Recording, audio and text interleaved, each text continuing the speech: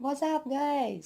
Victoria Nero here, pastime, etc. It's my days off. Yes, I'm so happy. I have time to relax now. Actually, I've gone from Walmart.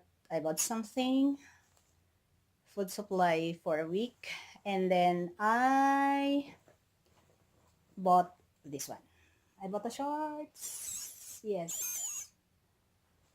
because I can find some of my stuff. So I've given up looking for them already. Excuse me. Better to buy some new than, wasting my time looking and then I don't know where to find them. Okay, so at least I got one for now. So how are you doing there, guys?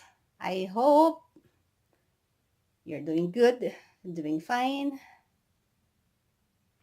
Kahit nakakapagod ang trabaho, pero enjoy lang palagi. Well, ganun talaga ang buhay. That's life, guys.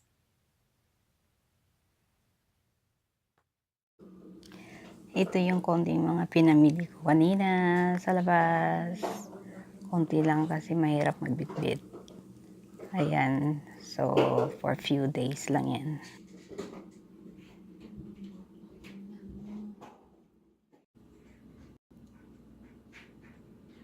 And these tins also. I bought them. So we have some extra foods.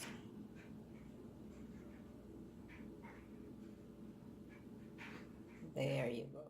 Andito na ako sa kwarto ulit. Ang dami kong ligpitin kasi naglaba ako.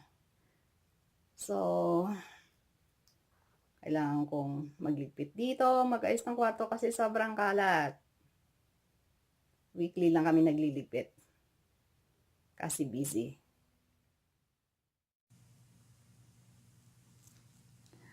Ayan, lahat yung kalat ng kwarto namin. Yung mga nilabhan ko kanina, hindi ko pa naliligpit.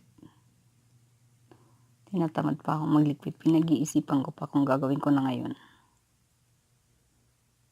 Parang gusto ko nang matulog ulit. Pero kapag hindi ko siya ginawa ngayon, lalo akong tatamarin. So, siguro gagawin ko na nga. 1, 2, 3, go! Ligpit! Okay, magliligpit na muna ako, guys. To my family over there in the Philippines. And to all Filipinos, kumusta kayong lahat dyan? Gabi na dito. So, I know araw dyan sa inyo. So, take care always.